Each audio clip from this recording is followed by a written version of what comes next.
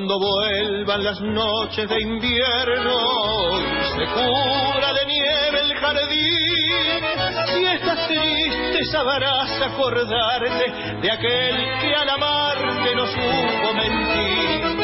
No es mi canto un reproche a tu olvido, consuelo te vengo a pedir. Solo al ver el rosal florecido, el sueño perdido lo vuelvo a vivir. Mas los años al pasar me hicieron comprender la triste realidad, que es tan solo es ilusión lo que amamos. Bueno, ahí están bajando ya el volumen. Me gusta este estilo mechado de Ariel Ardit, un poco de tango, un poco de folclore. La verdad que me gusta mucho escucharlo, tiene muy linda voz y es un gran músico. Y es lindo ir a verlo también. Bueno, vamos a empezar, como decía Susana, empecemos mal para después ir cerrando un poco mejor, ¿no? En realidad, más que empezar mal, es un poco también convocar a la reflexión y mirar el problema, haciendo honor a Serrat, que sonó antes, ¿no? El tema ese, nunca es triste la verdad, lo que no tiene es remedio, pero para resolver los problemas, lo mejor que se puede hacer es conocerlos y comprenderlos. Yo estaba haciendo una cuenta, a ver, en el año 2015, para entender un poco, yo apunto a lo siguiente, para que me puedan seguir: la distorsión de todos los precios, el desorden, el desastre absoluto que se creó en estos últimos 6 años. Obviamente a causa de la irrupción de un modelo, para que Gustavo no me diga nada, colonial, no neocolonial, colonial, vende patria y liberal. Miren, en el año 2015, muchas veces voy a estos puntos, pero está bueno lo que voy a traer ahora. Esto es novedoso, para poder entender esto, ¿no? La distorsión, el desastre absoluto. En 2015, muchas veces lo dije, la canasta básica estaba evaluada en 4.000 pesos.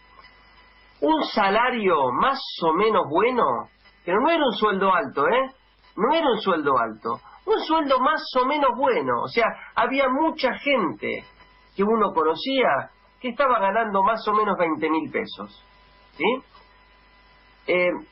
Entonces, uno dice, a ver, esos 20.000 pesos, ¿a cuánto equivalen ahora?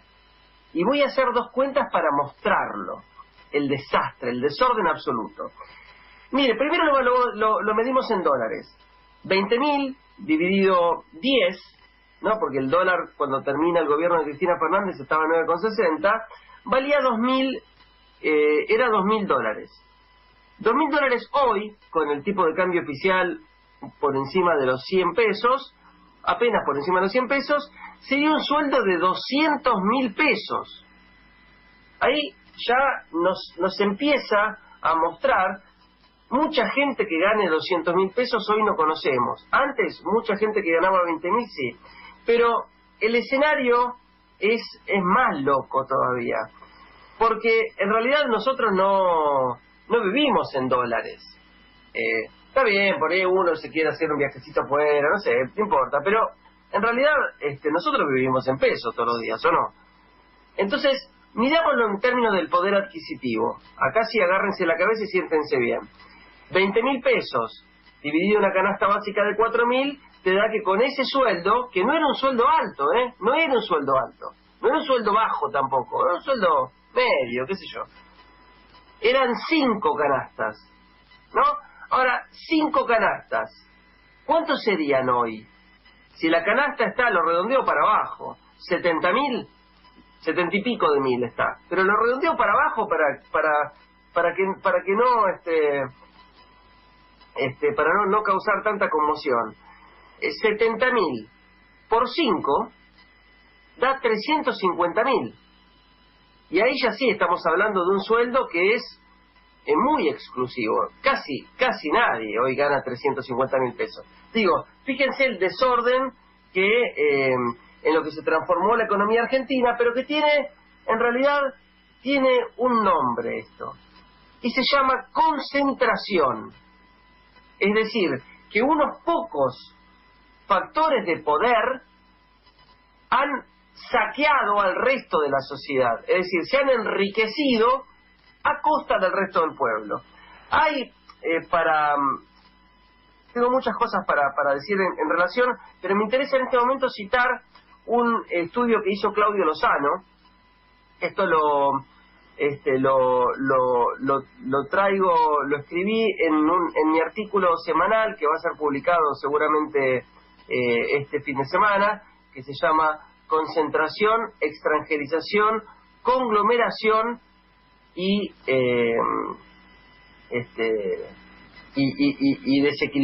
desequilibración.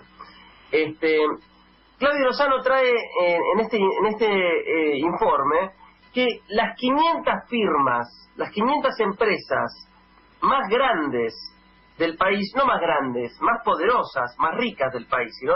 Uno piensa que es tamaño, entonces producen mucho. No, grande en términos de riqueza, en términos de poder.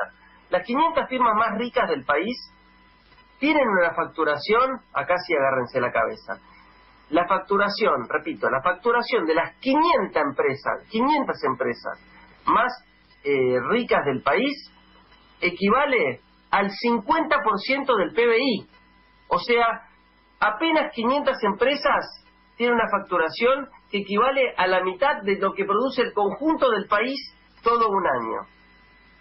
Y peor aún, a nivel de concentración, 200 de esas 500, apenas 200 empresas tienen una facturación equivalente al 40% del PBI. Es decir, el 80% de todo lo que dije está a manos de 200 empresas.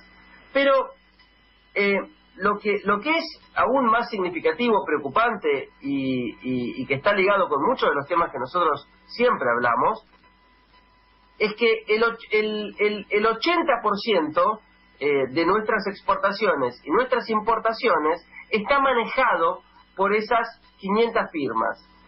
Y el 78% de la facturación está en manos extranjeras. Con lo cual, acá ya estamos hablando de una ligazón, de una asociación, de un entrelazamiento, de un enraizamiento entre concentración y extranjerización. Pero el dato interesante para también pensar es que estas empresas operan como conglomerados, es decir, actúan unidas, deciden políticas, operaciones, todas juntas, como un conglomerado. Y entonces, de esa forma les permite obtener una mayor rentabilidad extraordinaria con mucha facilidad. Pero, ¿cuál es la curiosidad? Que, como están dadas las cosas, no necesitan invertir para producir más. Lo que necesitan hacer es formar precios. Entonces, muchas veces ocurre que el modo de acción, el modo de operación, es que bajan la inversión, invierten menos, incluso producen menos, baja la actividad, pero manejan los precios hacia arriba de lo que venden y los precios hacia abajo de lo que compran, incluido qué cosa, esto lo sufrimos en los últimos 6 años, incluido qué cosa, el salario real. Es decir, te van bajando los salarios, se te van subiendo los salarios por debajo de los precios de los productos que venden. Y entonces, esta enorme concentración, que significa apropiación de la riqueza total producida por el país en pocas manos, que significa un saqueo, un robo al conjunto de la sociedad. Porque si unos sectores son mucho más ricos, es porque le ha extraído ingresos al resto de la sociedad que no tiene ese poder dominante para hacer ejercicio del abuso de su poder, sino que eso está a manos de estas empresas. Y eso significa, entonces, también abonar la fuga de capitales financieros, porque esta concentración significa mayor dinero en manos, en poder de unos poquitos que proceden a la fuga. Y voy a culminar esta parte del informe con 2 cuestiones. 80 empresas que cotizan en Bolsa de Buenos Aires, fundamentalmente hablando del sector agropecuario, alimentos y sector financiero, 80 empresas incrementaron sus ganancias y obtuvieron una rentabilidad durante el 2020, momento en el cual aumentó la pobreza, aumentó el desempleo, aumentó la exclusión social, obtuvieron una rentabilidad superior al 75%. ¿Qué tal? Entonces, fijémonos dónde están los múltiples problemas, ¿no? Y una cosita más, antes de pasar ya, cambiar un poco el color, los márgenes de ganancia permitidos, en relación a esto, ¿no? Márgenes de ganancia permitidos en supermercados. Anduvo circulando un afichecito, un meme, ¿no? Decía, márgenes de ganancia permitidos en supermercados. En Estados Unidos, 1,1%. En Francia, 2,2%. En Inglaterra, 3%. Y en Argentina superan el 30%. ¿Sí? Entonces, digo, no me parece un dato menor hablar reiteradamente y exponer cómo es la operación de estos sectores a los cuales hay que reducirles el poder, como me corrigió Gustavo antes, que yo dije el neoliberalismo, neocolonialismo y neolibertarismo. No. Esto es el modelo liberal que siempre quisieron. La ausencia del Estado para ellos hacer lo que quieren. Nosotros necesitamos un Estado que controle, o sea, nosotros necesitamos manejar el Estado para que controle y que regule a estos sectores de concentración económica. Y yendo hacia, antes de pasar al Fondo Monetario Internacional y darle pie a ustedes para que hablen del procesamiento de Macri, una cosa que empezó a circular, creo que no duró mucho, es que había riesgo de corralito y ese tipo de cosas, ¿no? Para alguno que lo escuchó y dice, ¿será verdad? ¿No será verdad? Bueno, no. Justamente después de la explosión del 2001, lo que comenzó a implementarse es, vieron que se habla siempre del encaje. El encaje bancario es un porcentaje de los depósitos que los bancos depositan en el Banco Central, y el Banco Central le paga intereses incluso por esto. Más o menos ese encaje en pesos oscila entre el 25 y 30%. Bueno, pero de ese problema no estábamos hablando. Estábamos hablando de lo que es en dólares. Y bueno, el encaje de los depósitos en dólares, desde aquel momento, después de la explosión tremenda que tuvo muchas razones, fue muy grave lo que pasó en la Argentina durante la convertibilidad y la explosión de la convertibilidad, pero el encaje a partir de aquel momento empezó a ser superior al 80%, con lo cual no hay ningún riesgo de que